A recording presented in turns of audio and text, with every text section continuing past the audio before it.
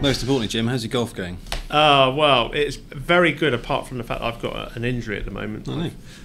I've had a trapped nerve all down here for a long time. I've got a trapped nerve on my leg as well, all golf related, and it flared up. So I did, and actually it's been flared up for 2 weeks. So I didn't play this weekend, and then I went to my physio yesterday. And he said, "Well, you can get back into doing a bit of weights." So I did weights this morning, and it's really bad. Yeah, Is it? Yeah, I need to watch that. In Warbleston, aren't you? Yeah. And West Hill, actually. And West Hill. Yeah. I was at West Hill a few weeks ago. Oh, yeah? It was lovely. Yeah, it's nice. Yeah. Do your kids play? They've just started. Well, they've started in the last couple of years. Yeah. Nice. Yeah. It's something I mean, I'm a terrible golfer, but I would like. Yeah. I think it'd be quite a nice thing to do with my son, actually. Yeah. How old is he? Daughter. He's 6. Yeah. Well, yeah. My 6-year-olds love it. Have you got twins? You've got twins at 6, haven't you? Yeah. It's a great age. It's I took him on Warbleston on my golf course for the first time on the weekend. I'll do the old proud dad. So this is one of my 6-year-olds. Yeah. Oh, fantastic! Oh, it's very good. Wow. He's got a great move at the ball. Yeah, he's a John Daly. Look how far he goes back. Big overswing. Look, You get that. Yeah. Look, yeah. So right over. God, he really does hit it well. Rips it, doesn't he? Yeah. So is he in year? He's year 2. Year 2. Yeah. Okay, so he's a young year 2. Yeah, he's August, but yeah. Gotcha. I was going to say he looks bigger than my Charlie. Yeah. He's what month is it? He's April. He's 6 in April, but he's going to year 2 in September. My daughter's 4. She's going to reception in September, which will be a shock to the system for her. Year 4. Sorry, she's 4 years old. She's going to reception, just starting. Yeah. We had our first sports day yesterday for our boy who's in reception. So did you take part? No, there was no dad's race. So I did the dad's race, and in the dad's race there were 4 torn hamstrings.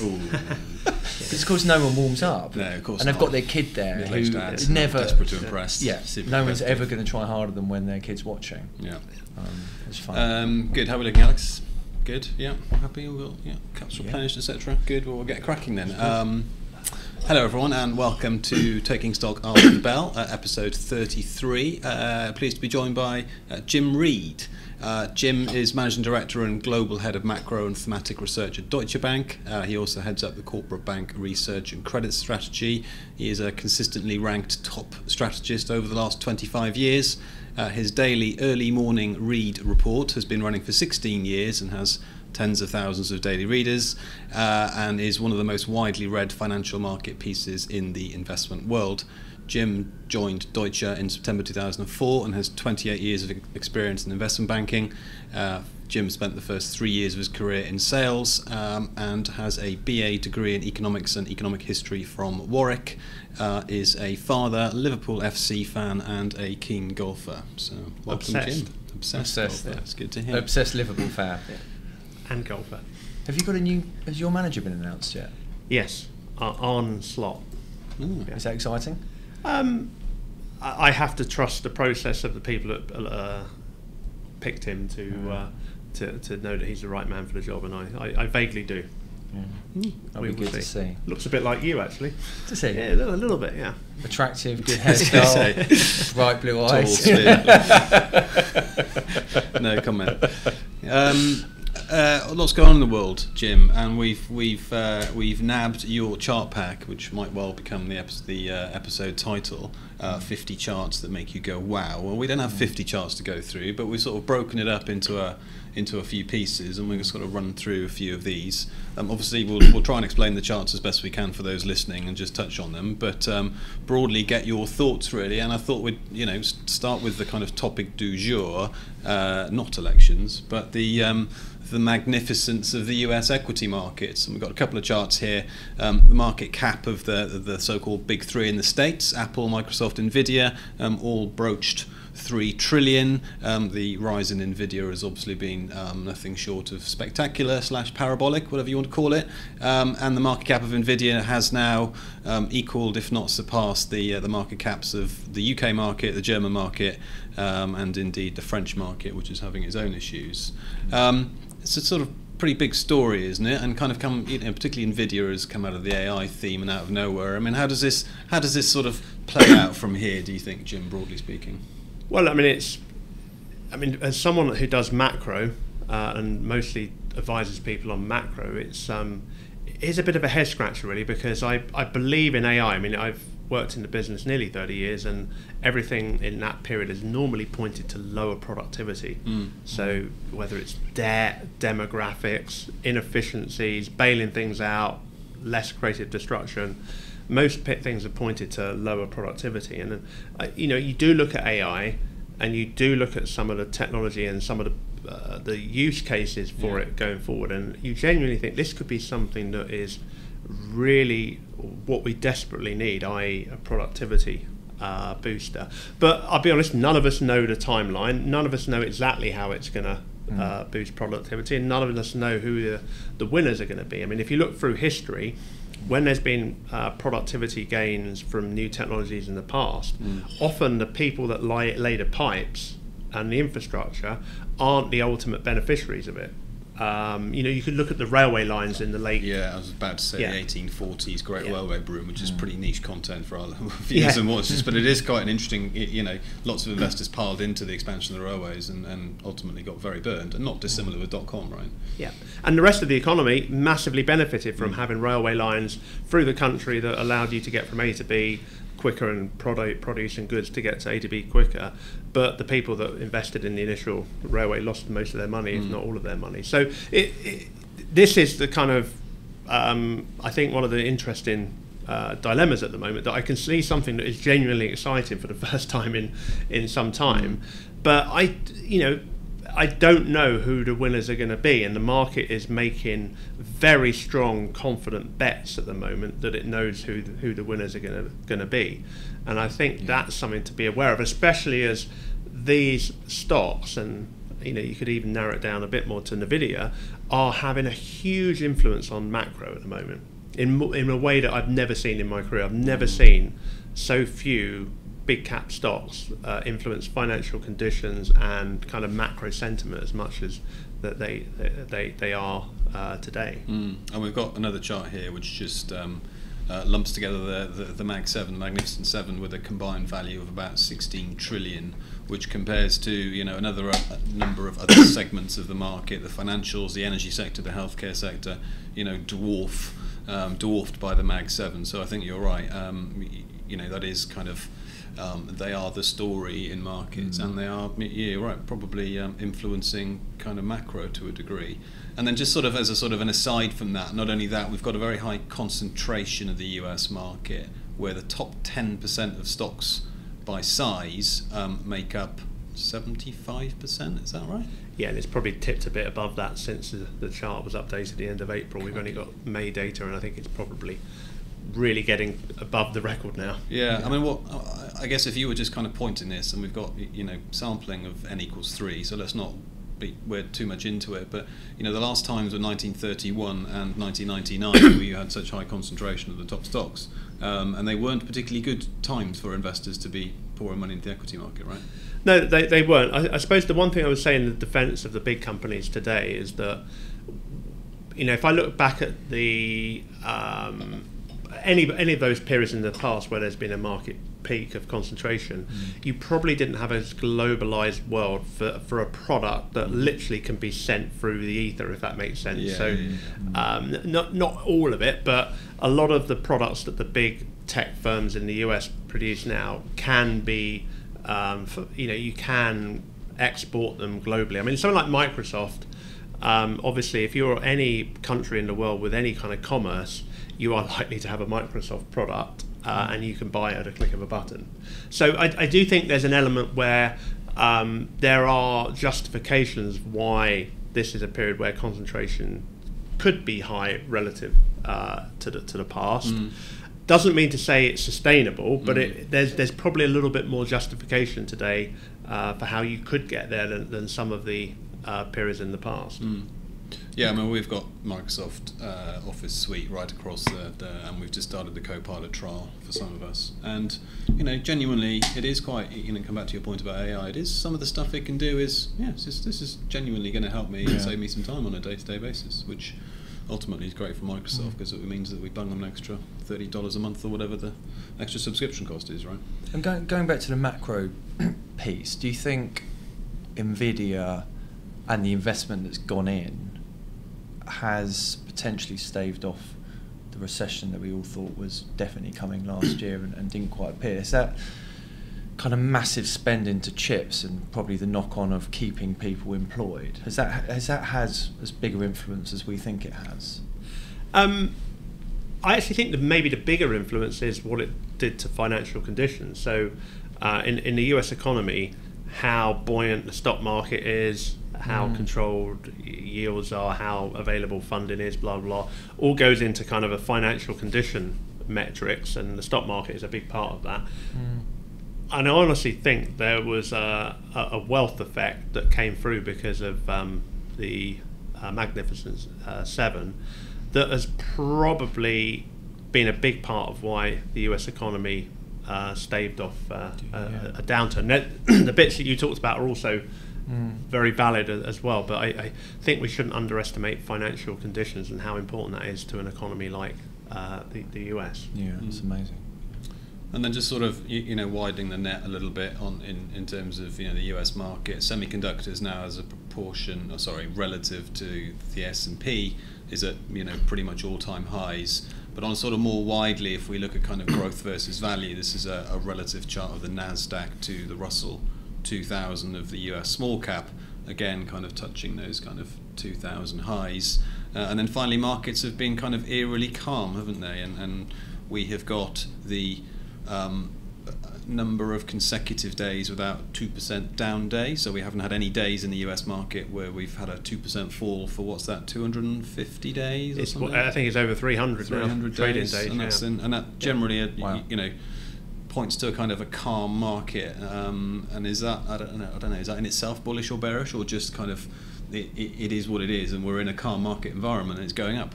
I think it probably is what it is, but it tells you that there is no real doubt in the market's mind at the moment that markets are fairly insured. And we had, I guess there's all one that brings to mind as it came to an end was 2017, and actually I remember 2017 because the market basically went up every day and we had very little volatility and everything did well. Tech did well, probably outperformed, but not to the same degree it is now. And of course in the first quarter of 2018 we had a pretty kind of rough patch, didn't we? So do we sort of, does this kind of calm market, does that mean that there's stuff bubbling under the surface? A bit like tectonic plates when they get tighter. Well, I suppose if you wanted to take that argument, you'd look at the graph and see what happened before 2008, where you had the longest stretch without a 2% down day, which was nearly 1,000 days. So I think there is a lot of evidence in all sorts of markets that the longer you have stability, the more risky it is, because people get probably too accustomed to no risk. I mean, if you wanted the extreme view, it's kind of the Minsky moment. A bit more niche content here. Yeah, so I think corrections and are quite healthy to market, because in the same way that I think recessions and defaults are healthy for markets, because they add a bit of tension, they add a little bit of risk, so that people, when they're making decisions, are aware of the downside. And the longer you're not aware of the downside, the more likely you are to do things that are bad, if that makes sense in investment terms. So one of my concerns of the last few decades is that the authorities have constantly tried to reduce downside risk. And I think that creates a lot of inefficiency and bad investment, and it doesn't help productivity in the long run. So I'm someone that firmly believes that markets are healthier if you allow them to fail when they need to fail, if that makes sense. And sort of allied to that, I think having had 10 to 15 years of money costing zero, I think has led to some of those issues as well. Money should cost something. If you want to go and borrow money to invest in a new building or buy some land, you should have to pay to borrow that money, not have rates at zero. And I think that's a very similar kind of feeling in my mind. So markets have been quiet. Maybe by the time this goes out, we'll have had something have kicked off. We're recording the day before the UK election. I'm not entirely sure the UK election is going to bring about any kind of significant volatility, but we've also got the French election coming on Sunday. So we'll talk about that a bit later, I'm sure. Moving this sort of conversation on to some kind of really sort of interesting long-term stuff. We touched on AI and how you're super bullish on it, and we've got a chart here of UK productivity and real wages going back to 1209. Yes, I did read that right, nearly 1,000 years ago, so the Deutsche Bank treasure trove must be pretty deep. And that sort of shows that over most of the medieval ages through to the early Industrial Revolution, real wages were flat and productivity kind of went nowhere. But we've had, well, you go and explain what's happened since, Jim, and how's that? Well, I suppose the point of this graph is that actually what people forget is before the Industrial Revolution, life for every subsequent every generation that followed the previous one was pretty much the same. It was pretty bleak economically. You lived kind of in the moment of surviving really, and economic conditions didn't get better. And I think this graph is the best graph you can show someone to say that growth is good. Because as soon as we started to go through industrial revolutions and the kind of momentum that created and the ancillary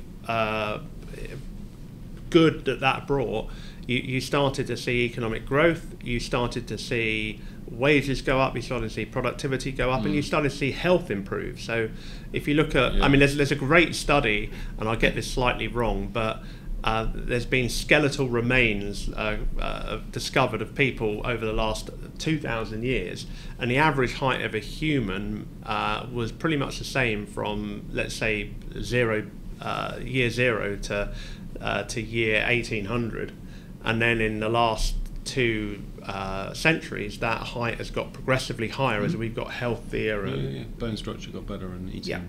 Wow, so cool. I think this graph, you say this is why growth is good. No, totally. And then, to all those kind of doomsayers, and I say this as a farmer's son, so careful what you say, is AI going to take all the jobs? I look at this as someone that's kind of steeped in economic history. I answer this probably a little bit simplistically, but that's what my DNA is. I'm a kind of an economic historian, and all through history, you've heard fear stories about new technologies replacing human work and it being cataclysmic for the human race and for society. And what has tended to happen through history is that when technology has replaced something, it creates something else that we didn't know we needed. So back at 150, 200 years ago, the vast majority of people worked in agriculture, and it was subsistence farming, really. You worked in agriculture to feed your family, your colleagues, your fellow beings, and most people, it was if not a 1-to-1 ratio, it was pretty high intensity of agriculture to feeding people. And as the technology increased and less people were needed in agriculture, people thought, well, what are people going to do? This is going to destroy people's livelihood. But the extra wealth that created allowed people to spend on other things, and new industries got created. And this is something that repeats time and time again in history. And probably the best example I can probably give is the auto industry, where in the early 20th century, the auto industry was starting to grow in the US. And then they discovered the ability to automate some of that, and they had a production line, and there was outrage that this was a great American industry that just started employing more and more people, and yet you're now going to take these jobs away from via the production line. But what happened is, as the production line progressed very quickly, cars got cheaper. As cars got cheaper, they became more of a mass market. Not only did that mean that you can employ more people in the industry, but the ability to have a car and to drive meant that so many opportunities of economic growth opened up, whether that's suburban house building, whether it's tourism, the gas station, the diner, the diner comes off, the theme parks, whatever it might have been. But and AI potentially, maybe artificial intelligence can do James and my jobs, and we can see him make podcasts all day long. I mean, that's the kind of natural extension, right? Yeah. Look, the counter would be that this is probably the final technology that maybe is completely replacing humans. I don't necessarily subscribe to that, but the argument would be this is replacing the human mind, and therefore there's nothing more we can do. I mean, I don't subscribe to that, but that's the kind of counter argument. Yeah. And then back to your point on sort of poverty and progress that humans have made. You've got a chart here of the share of the population living in absolute poverty from 1820. And we can see that line goes down, and line goes down means that there are fewer people living in poverty, to the point where barely 10% are under $1.90 a day, and then that's inherently good news, right?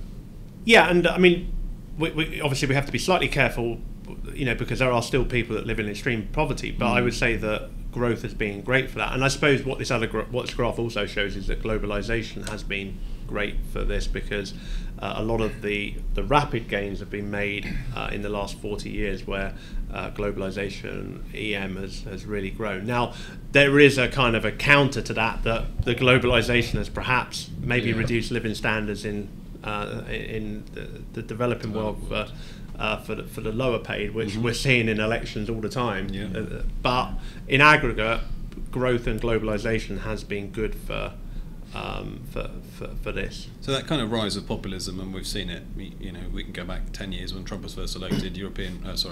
UK European referendum. We've got it in France. We've got rise of populism and potentially China and the West diverging. Should we say globalization is not necessarily going to reverse. You could argue it's going to reverse, but it's definitely not progressing as much as it was. Is that a broad threat to some of this thesis? Well, I do think the risks are that globalisation will. Reverse is a big word. I think it probably will reverse, to be honest. You've got reshoring and the kind of bringing back of jobs to, particularly America. Yeah, and I think in the US, the one thing that there's bipartisan support is to be more hawkish towards China. So, given that China was at the epicenter of globalisation, you would have to think that we are going to see more of a reverse in globalisation. Whoever wins the election, really.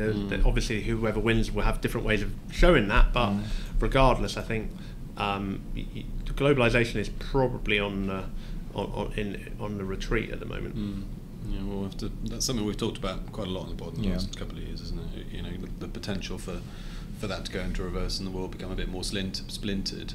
And that sort of leads me quite nicely, actually, onto debt, global debt, and government debt in particular. And we've got a couple of octogenarians fighting it out in the States. We've got a chart here of US debt as a proportion of GDP, including some forecasts from the Congressional Budget Office. I get that right? Yep. CBO?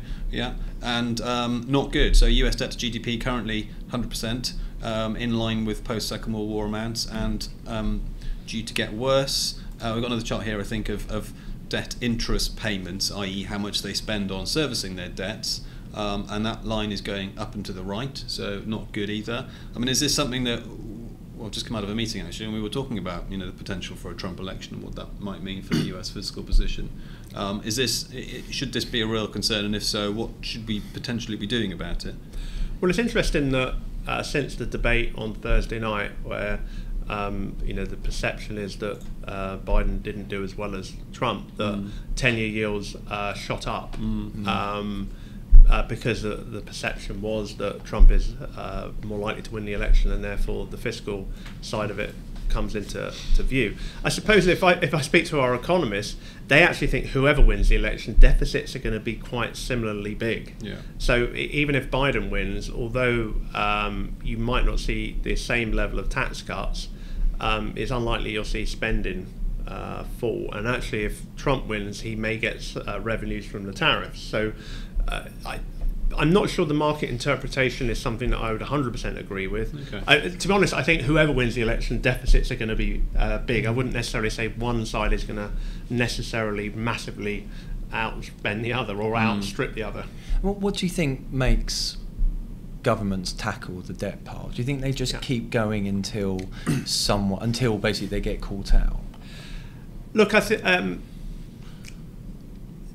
democracies are still relatively young in terms of their long-term history, and I think democracies have developed the most rapid, at the most rapid pace, from an era where government debt was quite low. Yeah.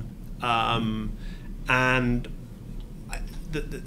I suppose the issue is that we live in an era now where people want governments to spend money on them, and are not that keen on paying the tax to pay for it. So we have this kind of almost revolving kind of door of political views where one side will say we will spend on this, and they will get elected, and maybe they don't manage to fulfill their promises, and then the opposite extreme does that. And I think that's increasingly become the issue as people increasingly want more money spent on them than they're prepared to pay.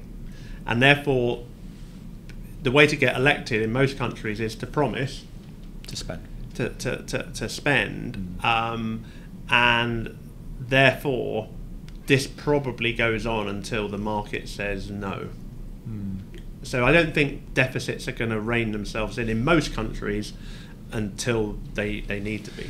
Because the market sort of said no after 2008, the financial crisis, didn't there? And there were periods of austerity, and the focus, I remember coming out of there, was how do we get the debt paid down? You know, is it increased taxes? And actually productivity was kind of a bit sluggish out of that. And then it seemed to change politically. You know, there's a change in view of we've got to grow out of this, and that's where the spending came in. But as you say, it's the market that almost controls it in terms of how it prices treasuries or gilts, and whether it's prepared to, you know, buy the government's debt or not. So I guess, you know, the answer is the governments keep doing it, and whilst they can get away with it until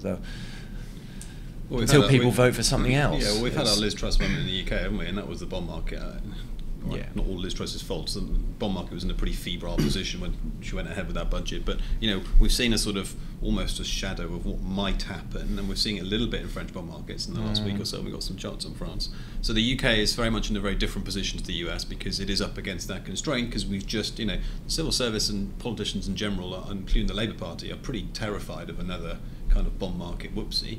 Well, the Labour Party have said if they get in power, they'll give the OBR the full 10 weeks, haven't they, to analyse all their numbers, and they're petrified of having another, as you say, a Truss moment. Another Truss moment. And we've actually got a chart here of the UK budget deficit, which goes back to 1700. So again, well done on ticking out some pretty decent 300-year data. And as we can see, we've got deficits in the last 50 years that, you know, almost kind of look warlike in terms of how big they are. Yeah, without getting too nerdish on this, well, the simple interpretation of this chart is that up until the last 50 years, you only ran a deficit really if you were at war. And apart from that, the budget balanced. And part of that was because before the last 50 years, virtually every economy, apart from in extreme wars, was tied to gold. So the amount of money you had in circulation had to be tied to gold. I won't go through the minutiae, but that's what happened. And then in the early 70s, the whole world moved away from gold after Nixon suspended the Bretton Woods system. And that at that point, that gave governments an option of spending more than they got in, because you wouldn't have gold leaving the country and it wouldn't undermine your reserves. Your currency would devalue if you were the only person doing it, but everybody did it. Doing it, and so the last 50 years for me has been a story of the world moving from structural balanced budgets, apart from wars, to structural deficits. Now, you could get away with it at the start of that period because in the 1970s, debt to GDP in most countries was plus or minus 20%. So I don't think anybody would think that 20% debt to GDP is unsustainable. Sure. But most countries now, with the exception of a few like Germany, etc., are at least 100% debt to GDP. And I think, you know, when you've got a debt load the exact same as your GDP, you start to at least raise the question of unsustainability. And talking of unsustainability, so topic du jour, France. I mean, France's budget deficits over the last 200 years look not dissimilar, if not slightly worse than the UK's. And what are you sort of telling clients when they're phoning up saying, Jim, what should I be doing with my French oats, as they're known? Well, I mean, I think most governments in the West have an unsustainable debt profile, but that doesn't mean to say that it's going to be completely a problem in the next 24 months. And obviously, if you look at where French spreads are relative to Germany now, they've widened out. So yeah, got the chart here, actually. Yeah. You can see the graph here. So actually, the spread now has spiked out to levels where it has been in if not crisis, in kind of more extreme end of the equation. But you know, at 70 to 80 basis points, it's still very, very low if you look at the long-term history. Yeah. So I don't think we've got the long one. So chart, isn't there, which goes at the moment it's not a big issue, and you know, markets will probably rein in any new government to some degree, and the most likely outcome in the French elections. I don't know when this is going to go out, so maybe probably after the election. Unfortunately, yes, maybe I shouldn't say what the most likely. Yeah, no comment. If there's a hung parliament, then we might just get kind of a year of kind of no real policy action in France, and maybe the premium of French oats are going to stay elevated, but this is probably something that bubbles up over 2 to 10 years rather than the next 12, 24 months in terms of real unsustainability. Well, we've had the Italians have been Meloni's been elected in Italy for a fair while now, and they've not. I know Italy and France is not quite the same, and France is a bit bigger and probably feels it's got a bit more firepower, particularly in the EU relative to Italy. But looking at Alex over here, our Italian correspondent, and they haven't seemed to have done much to upset the apple cart in Italy, and therefore you could probably paint a similar picture for France, right? Even if Le Pen becomes leader, president, prime minister, president. Yeah, I mean, Meloni is the example of kind of someone that's got power and then kind of reined it in a little bit to kind of cement that power. I mean, ironically, I think Meloni has been helped by the fact that after COVID, there's been a tolerance of higher deficits. So Italy's got a deficit of over 7%. Okay. And that if the EU turned round to her and said you have to get below 3%, either she would have to be much more aggressive, or the EU would have to be much more aggressive. Now this is coming because as you've seen, the European Union or Commission do want to get back to kind of some form of the Stability Pact, and they've put a deficit procedure on they're pending deficit procedure on a number of countries. So this tension will come back. But I think Meloni has managed. I think Meloni's probably managing to keep a good domestic support, because for the first time in probably a couple of decades, Italy is opening the purse strings to some degree, and that's helping her internally. So one of the reasons why Italy politics was perhaps so unstable for 20 or 30 years is that to meet the kind of the Stability Pact, they had to run a very tight budget, and they had a primary surplus for most of the last 30 years. So when people look at the Italian deficit being quite high before COVID, most of that was interest payments. Okay. So the actual amount they spent on their population was less than they taxed their population. So they were one of the rare countries that had a primary surplus just to keep debt manageable, and that is probably a recipe for populism, because you're constantly kind of annoying your voters effectively. 100%. And this is an interesting chart. Our Italian correspondent is nodding. He is nodding. He is busily agreeing. Perhaps that's why he's in London, not in Italy. But we have got election fever. So we've got nearly 50% of the world going to the polls this year, which is the highest share ever. Yeah. So we'll be heading out tomorrow to put our crosses in the box, I'm sure. And that comes back to the populism thing. I don't think it tells us a huge amount, but lots to kind of look ahead to. So we've got the US for the rest of the year. Anything else notable for the rest of the year? Well, I must admit, I did this chart back end of last year, and I think it's one of those great charts that look good. This is the year where the most people ever is going to go to population. I thought, wow, most of those elections will be fairly dull. And then obviously you had the South African, the Indian, the Mexican, the European elections, and now the French from nowhere. I think tomorrow's again, I'm going to be guilty here of saying this before the podcast gets released, but the UK election tomorrow is likely to be relatively dull. The US election is likely to be anything but dull. But in the UK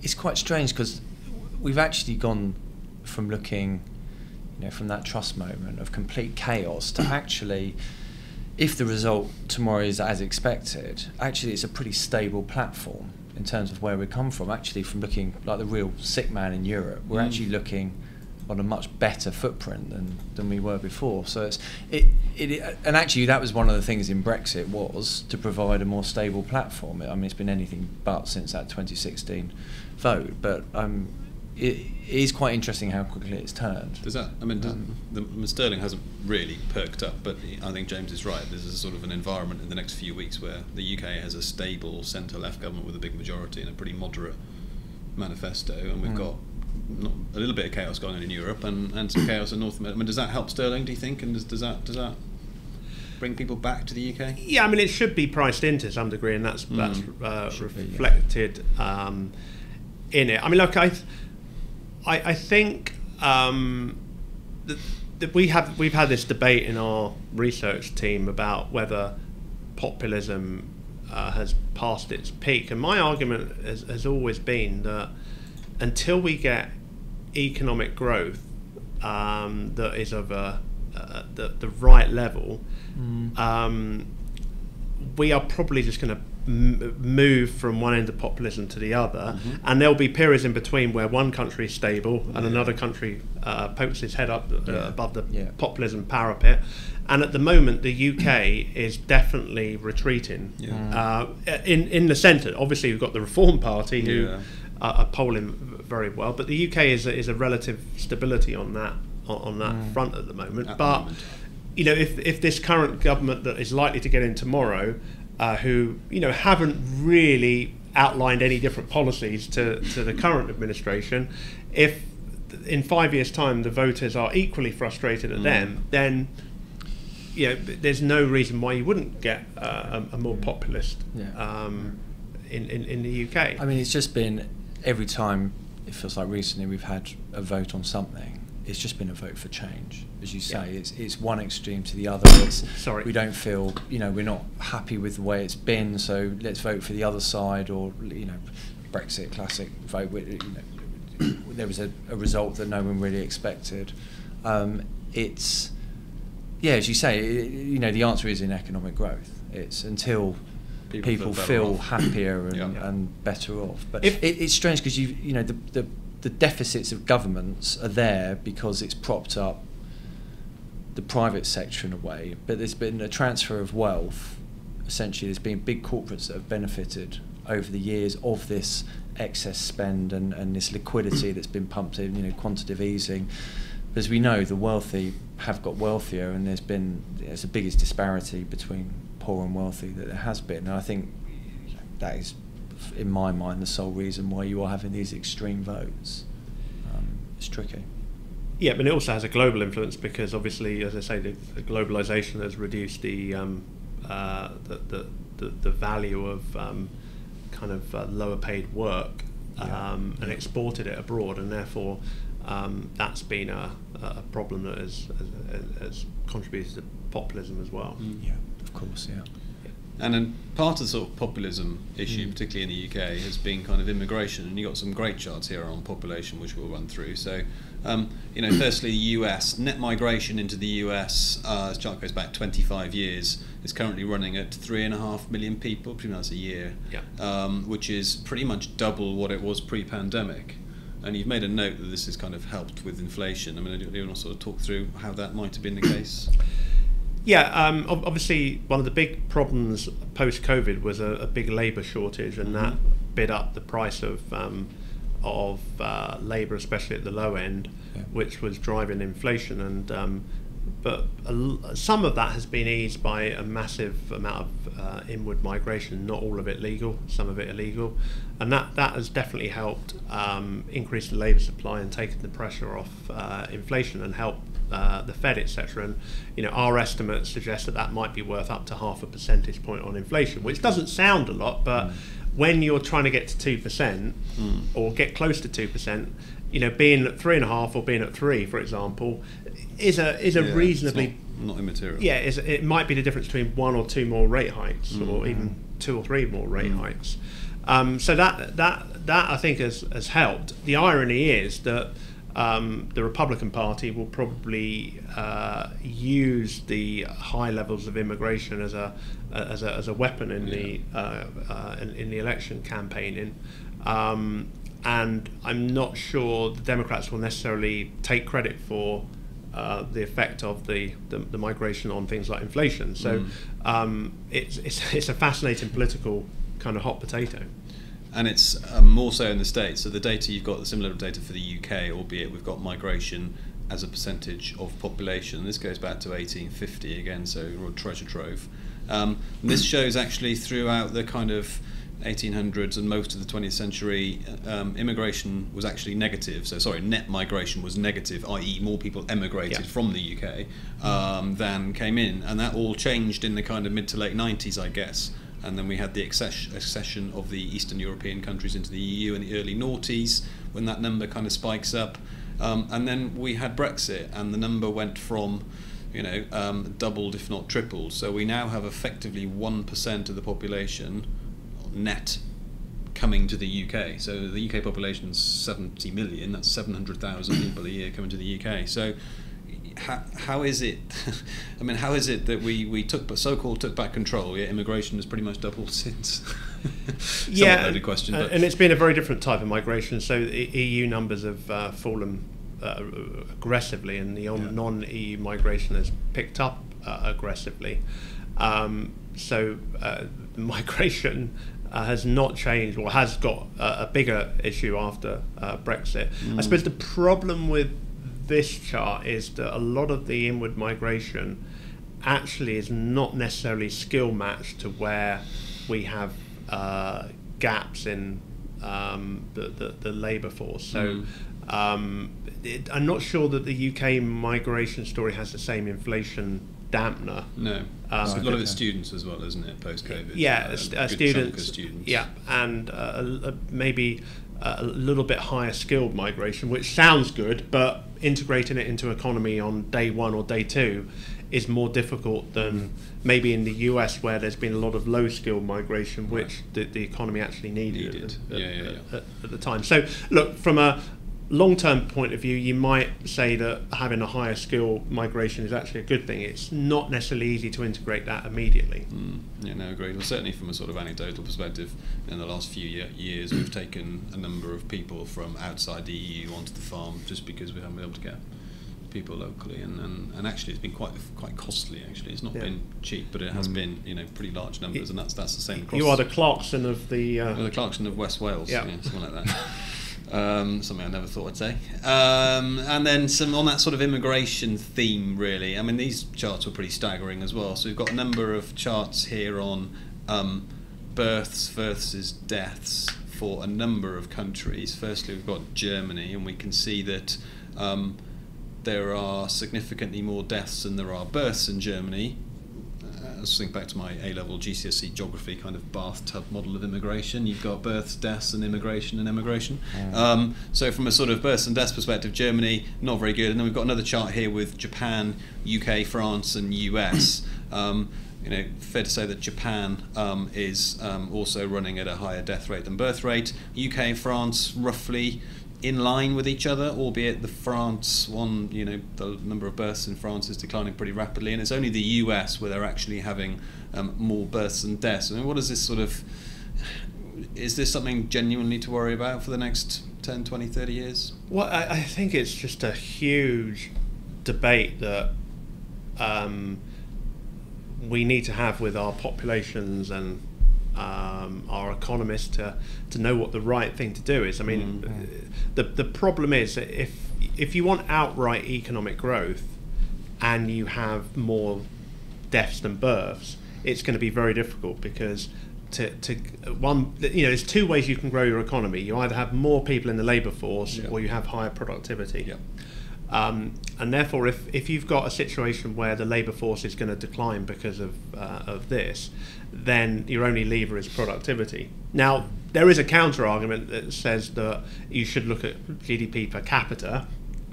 And therefore Japan actually has done pretty well on GDP per capita, even though it's depopulated. But I would then come back to the problem with that is if you've got a high debt burden, you kind of need more people to service it. So there's a few different threads here. I think most economists would always default into migration is a good thing. Mm-hmm. But economists and politicians have not sold that story very well to populations who are naturally increasingly building up a kind of a momentum to not support migration. Yeah.